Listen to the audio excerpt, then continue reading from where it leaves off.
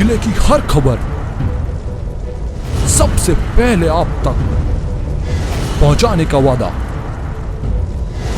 बस यही है एक इरादा।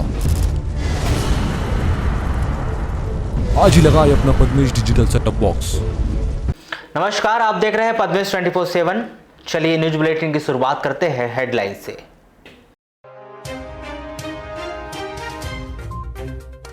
कलेक्टर डॉक्टर गिरीश मिश्रा के आदेश का नहीं हुआ पालन, बिना मास्क के दिखे बस के यात्री और बस स्टाफ के कर्मचारी। ओबीसी महासभा ने 1 माह के भीतर मांग पूरी नहीं होने पर गौरीशंकर बिसेन के बंगले के घेराव की दी चेतावनी। नगर पालिका की एक और लापरवाही उजागर, यातायात व्यवस्था को सुचारू करने बनाई गई जेब्रा क्रॉसिंग हुई गायब।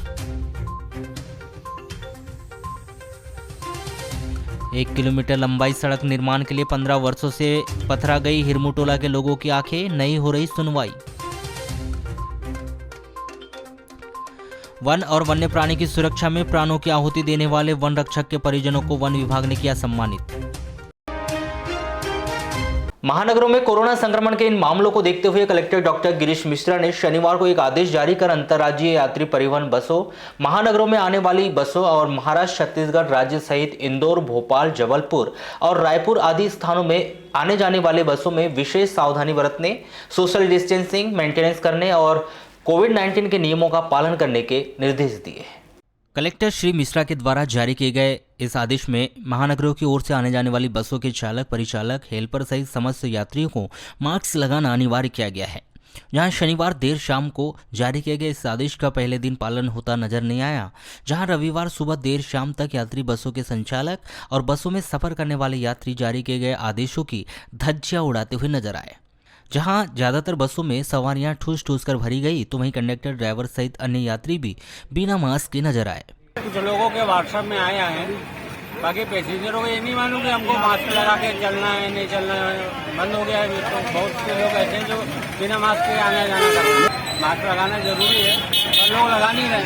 कंडक्टर भी नहीं लगा रहे, ड्राइवर भी नहीं लगा रहे, कोई नहीं लगा रहा। तो अभी आदेश जो आए वो आपको नया व्हाट्सएप आया, नया कलेक्टर महोदय के, बाकी लोग उसका सेवन करेंगे, पालन करेंगे। पहले दिन पालन नहीं हुआ, पहले दिन कोई पालन नहीं हुआ। बालाघाट बस एसोसिएशन सचिव श्याम कौशल ने बताया कि हमारे पास आज ही आदेश की कॉपी आई है। कल से सभी कंडक्टर, ड्राइवर, हमाल अनिवार्य मास्क नियम का पालन करेंगे। वहीं यदि यात्री इस नियम का पालन नहीं करेंगे तो उन्हें बस में बैठने नहीं दिया जाएगा। एकाकी जीवन जी रहे वृद्धजनों को बेहतर सुविधा प्रदान करने के प्रमुख मकसद को लेकर शासन के निर्देश के तहत नगर के अंबेडकर चौक के पास करीब 2 साल पूर्व डे केयर सेंटर की विधिवत स्थापना की गई थी, लेकिन उचित देखरेख न होने के कारण डे केयर सेंटर की दुर्दशा हो चुकी है।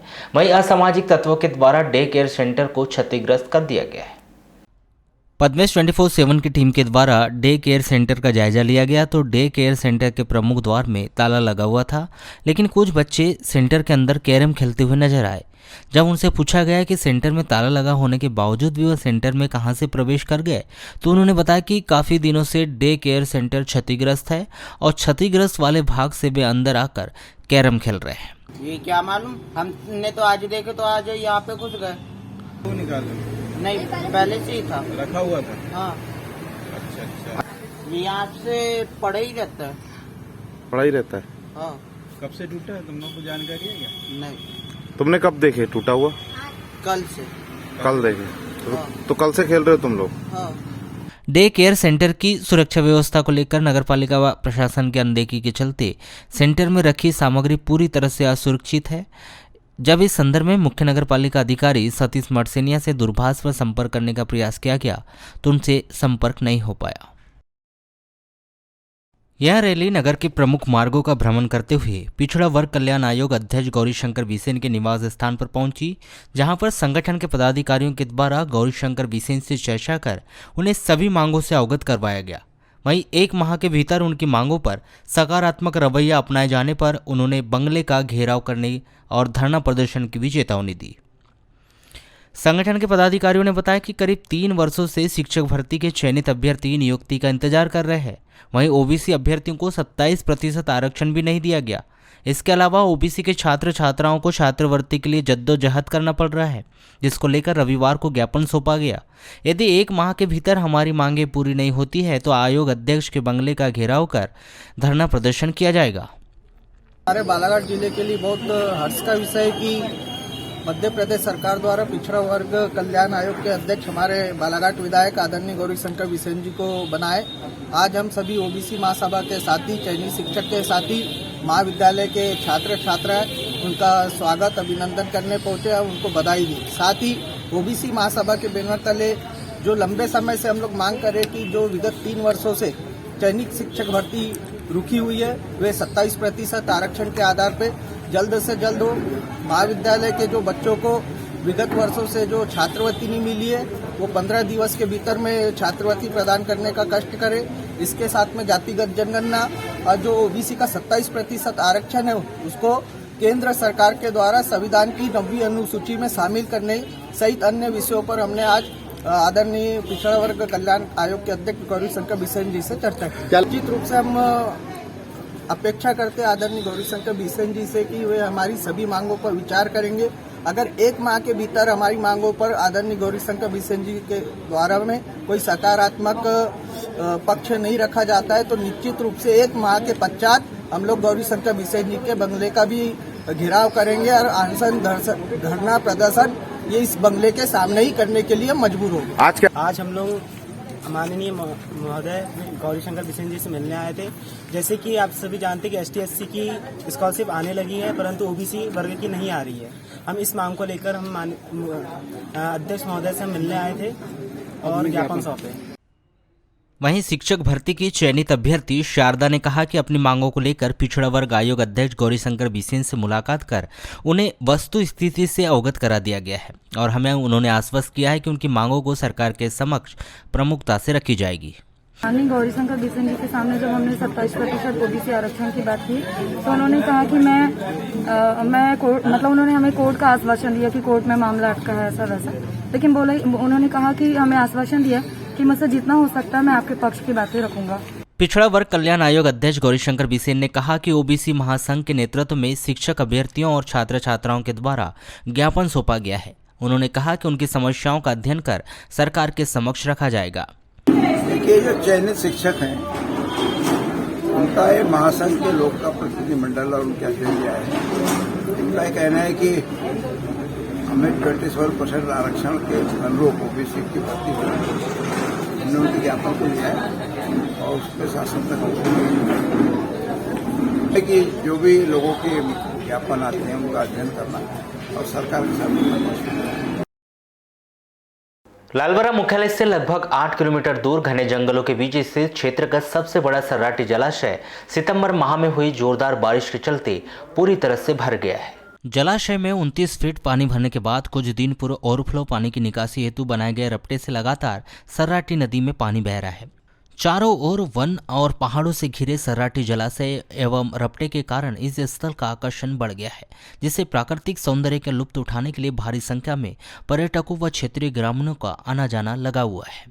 पानी जो आ रहा है और जो भरा हुआ जो तालाब है वो ऐसा है कि किसानों के लिए एक वरदान है। ये तालाब हमारे लालबरा क्षेत्र के जो किसान हैं उनके लिए ये वरदान साबित होता है और जो भरा हुआ तालाब काफ़ी दार्शनिक लगता है लोगों को और पर्यटक स्थल टाइप का यहाँ पर एक ऐसा बना हुआ है जहाँ पर लोगों का आवागमन भी चालू है।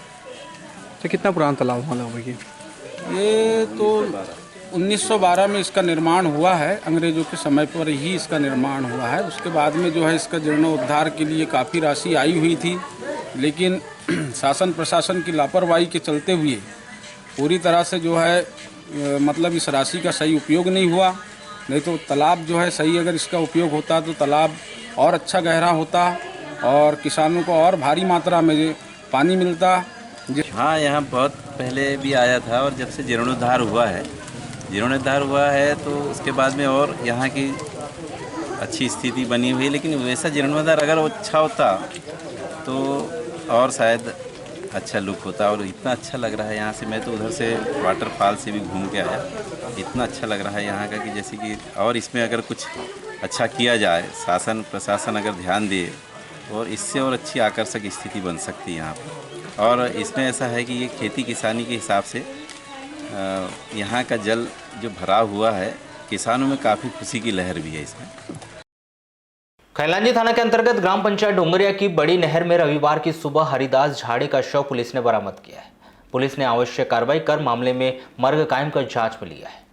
प्राप्त जानकारी के अनुसार मृतक हरिदास पिता हरिचंद्र झाड़े उम्र 55 वर्ष निवासी कनारटोला सब्जी बेचने का काम करता था, जो शनिवार को सुबह 11:30 बजे अपनी साइकिल से सब्जी बेचने के लिए घर से निकला था और देर शाम तक घर नहीं पहुंचा तो परिवारजनों के द्वारा आसपास के ग्राम और सभी जगह पतासाजी की गई, परंतु उसका कहीं भी पता न चलने पर परिवारजनों के द्वारा थाना रामपायली में गुम इंसान दर्ज करवाया गया। इसके बाद भी सभी वापस कनारटोला जा रहे थे तो नहर के किनारे आशीष झाड़े को उसके बड़े पिता हरिदास झाड़े की साइकिल लावारिस रूप में पड़ी मिली, जिस पर उसके द्वारा तुरंत नहर में तलाश किया गया, परंतु रात ज़्यादा होने के बाद अगले दिन 12 सितंबर को पुनः सुबह नहर में तलाशी शुरू की गई। तो आशीष झाड़े सुबह 10:30 बजे ग्राम डोंगरिया बड़ी नहर के पास पहुंचा तो उसने देखा कि पानी में एक व्यक्ति का शव बह रहा है, जिसे गौर से देखा गया तो वह उसके बड़े पिता हरिदास झाड़े थे। नगर पालिका परिषद बालाघाट के द्वारा वैसे तो जनता की सुविधा को ध्यान में रखते हुए हर उस सामग्री की खरीदी की गई जो समय पड़ने पर लोगों के काम आए, लेकिन रख रखाव के अभाव में अब सब कुछ कबाड़ होते जा रहा है। इस बात के उदाहरण शहर के बोड़ी स्थित फिल्टर प्लांट से लेकर शहर के कई खाली पड़े सरकारी मैदानों में दिखाई दे रहे। नगर पालिका प्रशासन के द्वारा आम जनता को पेयजल व्यवस्था पानी टैंकरों के माध्यम से की जाती है, लेकिन वर्तमान में पानी टैंकरों की देखरेख बेहतर तरीके से न किए जाने के कारण काफ़ी टैंकर कबाड़ में तब्दील हो गए। आपको बताया कि नगर पालिका के पास करीब 2 दर्जन से अधिक पानी के टैंकर हैं, जिनके माध्यम से आवश्यक होने पर आमजन को पेयजल की व्यवस्था की जाती है, लेकिन वर्तमान में यही सभी टैंकर शासकीय उत्कृष्ट मैदान स्थित पानी टंकी के पास अव्यवस्थित तौर पर खड़े किए गए। वहीं बारिश के चलते और उचित देखरेख की कमी के कारण काफ़ी टैंकर खराब हो चुके हैं, जिस पर नगर पालिका प्रशासन का किसी भी तरह से ध्यान नहीं है। देखिए, अभी अपने पास 2 ही टैंकर खराब है और 2 टैंकर में एक टैंकर के वो खराब है तो अपन ने निकाल के दूसरे टैंकरों में लगा दिए, बाकी सब टैंकर चालू हालत में बढ़िया है। यहाँ पे कभी कोई विपरीत परिस्थिति आती है तो हम इन्हीं टैंकरों का सहारा लेके काम चलाते हैं सभी। अच्छा, नहीं, टैंकरों में जो बंद पड़े हैं वो अब उनसे पानी देते ही नहीं हम, बाकी जो अच्छे हालत में सर्कुलर में हम सप्ताह में टैंकरों की ब्लीचिंग पाउडर डालकर अंदर से पूरी सफाई करवाते हैं और जो टैंकर पानी देने लायक रहते हैं उसी पे देते हैं, बाकी दूसरे टैंकरों से जो खराब है या कुछ है उनसे पानी नहीं देते अपने गाँव में। अच्छा, देखिए, हर चीज को तो रखने का अलग अलग है, उसके लिए तो बनना चाहिए शेड वगैरह रखने का बढ़िया। अब फिर भी अभी अपने तो यहाँ ग्राउंड पे अच्छी व्यवस्थित रखा है, जिसकी लाइन से खड़े रह के व्यवस्थित ढंग से रहे। नगर पालिका के द्वारा नगर के कालीपुतली और हनुमान चौक के जेब्रा क्रॉसिंग का निर्माण कराया गया था। पिछले वर्ष लाखों रुपए खर्च कर बनाई गई यह जेब्रा क्रॉसिंग सड़क से नदारद नजर आ रही है, जिस पर नगर पालिका का कोई ध्यान नहीं है। जानकारी के अनुसार नगर पालिका परिषद द्वारा एक प्रस्ताव पारित कर ट्रैफिक सिग्नल के साथ साथ कालीपुतली चौक और हनुमान चौक में लाखों रुपए की लागत से ट्रैफिक सिग्नल और जेब्रा क्रॉसिंग का निर्माण कराया गया था। नगर की यातायात व्यवस्था को सुचारू रखने और लोगों को यातायात नियमों का पालन कराने के लिए खर्च किए गए लाखों रुपए का लाभ नगरवासियों को नहीं मिल पा रहा है।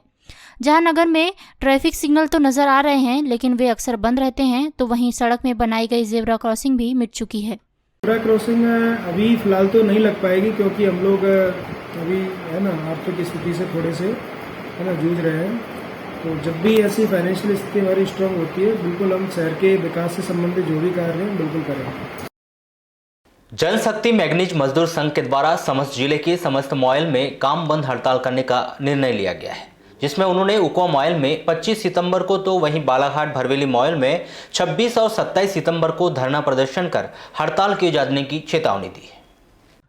वेतन समझौते का अप्रूवल जारी करने की प्रमुख मांग को लेकर की जाने वाली इस हड़ताल में सभी मॉयल कर्मचारियों के साथ मिलकर मॉयल गेट पर धरना प्रदर्शन कर नारेबाजी करने और जनसभा का आयोजन कर हड़ताल किए जाने का ऐलान किया गया, जिसकी तमाम जानकारी जनशक्ति मैग्नीज मजदूर संघ के पदाधिकारियों के द्वारा दी गई। वो है एग्रीमेंट और डीए को लेकर के है। 30 अगस्त को जो एक मीटिंग थी RSC में, उस मीटिंग में मैनेजमेंट ने ये आश्वासन दिया था कि हम 6 सितंबर को आपका एग्रीमेंट का अप्रूवल कब तक आ जाएगा उसकी तारीख हम देंगे। तो हम इसीलिए मीटिंग रखे हैं कि 6 सितंबर को अगर अप्रूवल की तारीख मिल जाती है तो ठीक है, और नहीं मिलती है तो हमको बालाघाट खदान में आंदोलन करना है, धरना करना है। उस उद्देश्य को लेकर के आज हम सब जमा हुए हैं। आपको बताएं कि वेतन समझौता यानी कंपनी एग्रीमेंट 1 अगस्त 2017 को समाप्त हो गया। नया एग्रीमेंट 2017 में हो जाना था, जो अब तक नहीं किया गया, जिसके चलते पिछले 4 वर्षों से जिले के समस्त मॉयल में काम करने वाले कामगार मजदूर पुराने एग्रीमेंट वेतन पर ही काम कर रहे हैं। इसके पूर्व मजदूरों के प्रमुख संगठन जनशक्ति मैग्नीज मजदूर संघ के द्वारा कई बार ज्ञापन के माध्यम से कंपनी और शासन को वेतन समझौते का अप्रूवल जारी करने का दबाव बनाया। वारासुरी नगर के वार्ड नंबर 2 हाथकरघा कार्यालय के पास स्थित ताराबाई खोबरागड़े का मकान शनिवार की रात करीब 1 बजे क्षतिग्रस्त हो गया। प्राप्त जानकारी के अनुसार हाथकरघा कार्यालय के बाजू में ताराबाई खोबरागड़े के घर के पीछे में शासकीय भवन निर्माण कार्य किया जा रहा है, जहां पर बीते 2 माह से कॉलम में बड़े बड़े गड्ढे खोदकर रख दिए गए।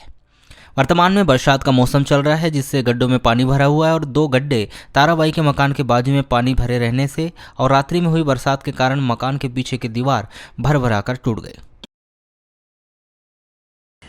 किस कारण से? वो गड्ढे खोदे हैं, कॉलम के गड्ढे, वो सरकारी काम चल रहा है बोले उन्होंने, तो गड्ढे खोदे। मैंने बोली कि पहले से दूर से खोदे तो नहीं खोदे उन्होंने, पास से लेके खोदे हैं सर। और अभी उसको बोलते हैं वो ठेकेदार को, तो वो बोलता है कि मैं क्या कर लूँगा, समय नहीं मिलता मुझे, समय मिलेगा तब आऊँगा। ये ठेकेदार ने गड्ढा खोद के रखा है यहाँ प्रभारी कार्यालय बनाने के लिए। 10-10 फीट के गहरे गड्ढे हुए और दीवार से सटा के गड्ढा बनाया गया। उस गड्ढे में पानी भरने के कारण से वो दीवार गिर गई और घर गिर गया पूरी तरह से। किस प्रकार की ये हो सकती थी दुर्घटना? ये ठेकेदार की खुद लापरवाही के कारण हुआ है सर। अगर रात में घर छोड़ के नहीं आते तो लेडीज अंदर मर जाती।